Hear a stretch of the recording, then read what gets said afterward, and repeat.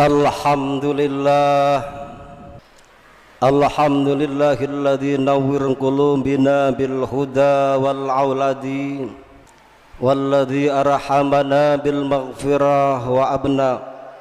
Ashhadu an la ilaha illallah wahdahu la syarika lah wa subhanalladzi afdalana ala sa'iril makhluqati.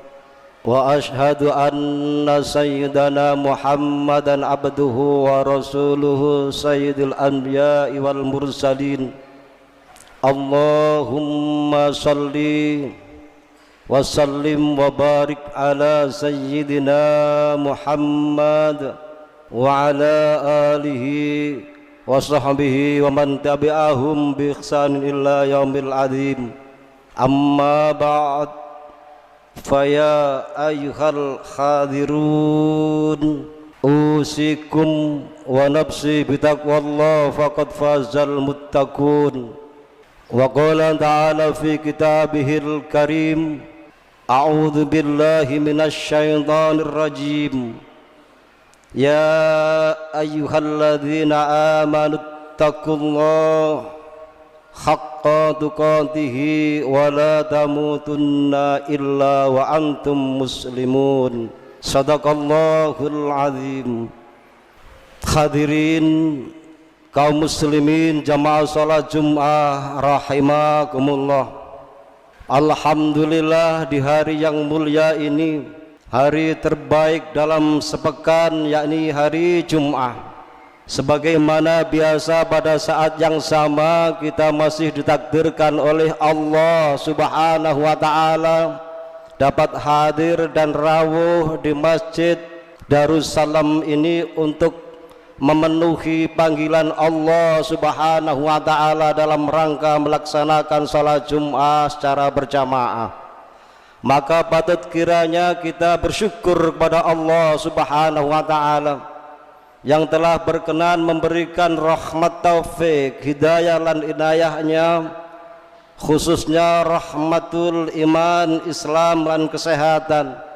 Maka di dalam kesempatan yang sungguh dimuliakan Allah ini, melalui mimbar yang mulia ini, khatib ingin berwasiat takwa kepada hadirin sekalian umumnya dan khususnya kepada pribadi khatib sendiri, untuk senantiasa meningkatkan ketakwaan dan keimanan kita kepada Allah Subhanahu wa ta'ala, menjalankan perintah-perintahnya dan juga menjauhi larangan-larangan Allah Subhanahu wa ta'ala. Hadirin kaum muslimin rahimakumullah, di dalam kitab Tanbiqul Ghafilin karangan ulama besar, ulama yang tersohor, Al-Faqih Abu Lath As-Samarqandi rahimakumullah, beliau berkata, beliau menuliskan di dalam sebuah kitab Tanbiqul Ghafilin bahwa ada 7 kalimat yang menjadikan penyelamat. Manakala 7 kalimat ini menjadikan sebuah rutinitas kita dalam kehidupan kita sehari-hari, maka akan menghantarkan kepada diri kita menjadi seorang yang tidak menyombongkan diri. Apa kata beliau? 7 kalimat itu adalah kalimat basmalah. Kapan kalimat basmalah diucapkan? Maka ucapkanlah kalimat basmalah ini setiap kali kita melakukan rutinitas, aktivitas, kegiatan yang baik. Maka ucapkanlah kalimat Bismillahirrahmanirrahim. Di dalam tafsir Ibnu Katsir dijelaskan bahwa makna Bismillahirrahmanirrahim mengandung arti dengan menyebut asma Allah yang maha pengasih lagi maha penyayang, mempunyai makna yang luar biasa, mempunyai makna yang sungguh agung, karena di dalamnya ada arti yang menyatakan dengan nama Allah yang maha pengasih lagi maha penyayang. Jika kita setiap kali melakukan suatu aktivitas pekerjaan, kita sudah menserahkan diri kita kepada Allah Subhanahu wa ta'ala, kita sudah mempasrahkan diri kita kepada Allah Subhanahu wa taala. Hanya Allah yang Maha Pengasih dan lagi Maha Penyayang.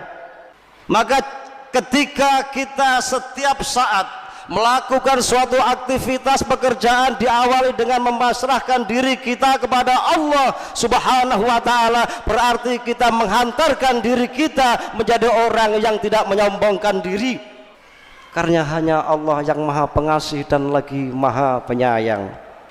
Lalu yang kedua, kalimat yang menjadi penyelamat adalah kalimat hamdalah. Kapan kalimat hamdalah diucapkan? Maka ucapkanlah kalimat hamdalah ini setiap kali mendapatkan rezeki yang halal. Ucapkanlah kalimat hamdalah ini setiap kali mengakhiri suatu aktivitas, suatu pekerjaan yang baik. Maka ucapkanlah alhamdulillahi rabbil alamin. Masih di dalam tafsir Ibnu Qasim juga dijelaskan bahwa setiap kali kita mengakhiri suatu aktivitas, suatu pekerjaan ini akan mengantarkan diri kita menjadi seorang yang tawadhu, menjadi seorang yang rendah diri di hadapan Allah Subhanahu wa taala. Kenapa? Karena yang patut dipuja dan dipuji hanyalah Allah Subhanahu wa taala. Hadirin kaum muslimin rahimakumullah. Lalu kalimat yang ketiga yang menjadi penyelamat adalah kalimat insyaallah. Kapan kalimat insyaallah diucapkan? Maka ucapkanlah kalimat insyaallah ini setiap kali kita mempunyai janji yang pasti, yang mana janji ini kita niatkan hari esok atau lusa, maka lebih baik mengucapkan insyaallah.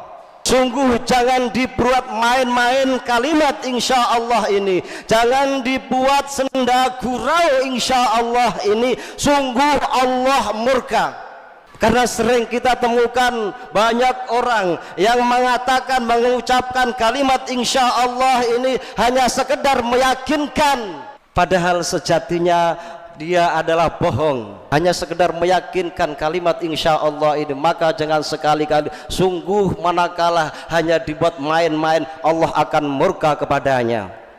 Hadirin kaum muslimin rahimakumullah. Lalu yang keempat, kalimat yang menjadi penyelamat adalah kalimat istighfar. Lalu kapan kalimat istighfar diucapkan? Maka ucapkanlah kalimat istighfar ini setiap kali kita merasa lupa, merasa salah, merasa dosa kepada Allah Subhanahu wa taala. Maka segera mengucapkan kalimat istighfar, astaghfirullahaladzim, mohon ampun kepada Allah Subhanahu wa taala. Akuilah bahwa diri kita seorang manusia ini banyak dosa, baik terhadap manusia, lebih-lebih kepada Allah Subhanahu wa taala.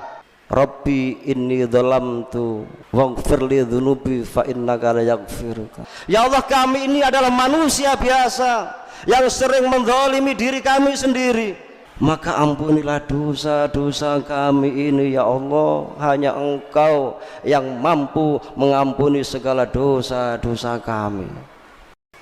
Lalu yang kelima, kalimat zikrullah.